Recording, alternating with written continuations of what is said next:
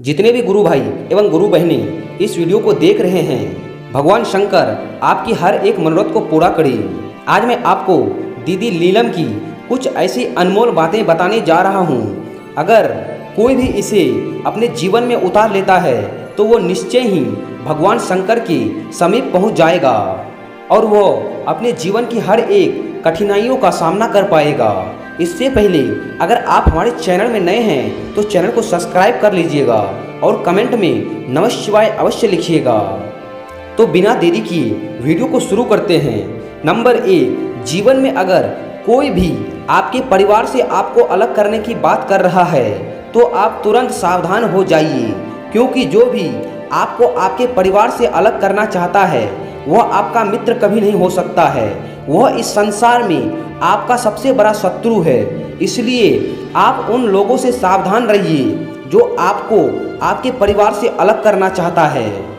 Number 2, इस दुनिया में किसी का भी उपकार भूल जाइए, पर अपने माँ बाप का उपकार कभी भी मत भूलिए, क्योंकि हमने कभी ईश्वर को नहीं देखा है। हमारे लिए ईश्वर का रूप अगर इस संसार में कोई है तो वह हमारी माता पिता ही है। इसलिए जितना हो सके अपने माता पिता का सम्मान कीजिए, आदर कीजिए, इसी में हम सब की भलाई है। कहा जाता है कि ईश्वर कहाँ इतना रूप धारण करे, इसलिए ईश्वर ने अपना एक रूप धारण करके हमारे सामने हमारे माता पिता के रूप में प्रकट हुए हैं। इसलिए अपने माता पिता को अपने माता पिता नहीं बल्कि भगवान के रूप में जानना चाहिए।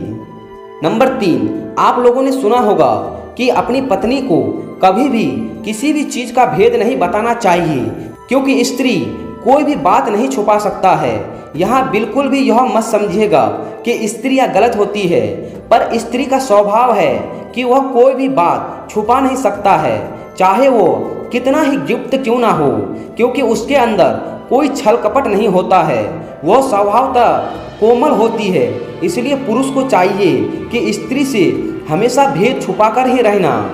नंबर 4, यह भी याद रखिएगा कि अगर आपके माता पिता इस संसार में नहीं है तो आपका ज़्यादा से ज़्यादा ख्याल आपके भाई के अलावा कोई और नहीं रख सकता। इसलिए जीवन में कितनी भी लड़ाई हो, झगड़ा हो, अपने भाई से कभी भी अलग मत होना, क्योंकि इस संसार में कभी भी आप दुखी होंगे तो सबसे पहले आपका भाई ही आपके साथ आएगा। इसलिए छोटा हो या बड़ा, हमेशा एकता से एकजुट होकर रहिए, इसी में आपकी भलाई है। नंबर 5, इस संसार में ऐसा कोई भी कार्य मत कीजिए जिससे आपका सम्मान में दाग लगे, क्योंकि अपने इज्जत में दाग लगने से आप अपनी नज़र में गिर जाते हैं। इसलिए ऐसा कोई भी कार्य ना करें, चाहे वो छोटा कार्य हो या बड़ा कार्य हो। जीवन में हमेशा स्वाभिमान के साथ चलिए। जिस दिन इंसान अपनी नज़र में गिर जाता है वह फिर इस दुनिया में किसी के सामने सर उठाने के लायक नहीं रहता है। इसलिए हमेशा सावधान रहिए, सतर्क रहिए, जिससे आपकी इज्जत में कोई भी आँच ना आने पाए। नंबर 6, अगर जीवन में सुखी होना चाहते हो तो दूसरों को दुख देना बंद कर दीजिए, तभी आप जीवन में खुश हो पाएंगे। प्रकृति का एक नियम है, अगर आप खुश होना चाहते हैं तो दूसरों को खुश कीजिए। अगर आप दूसरे को खुश करेंगे तो परमात्मा भी आपको अवश्य ही खुश करेगा। यही प्रकृति का नियम है, क्योंकि आज जो कार्य आप दूसरों के साथ करते हैं वही कार्य आपको 100 गुना वापस मिलता है।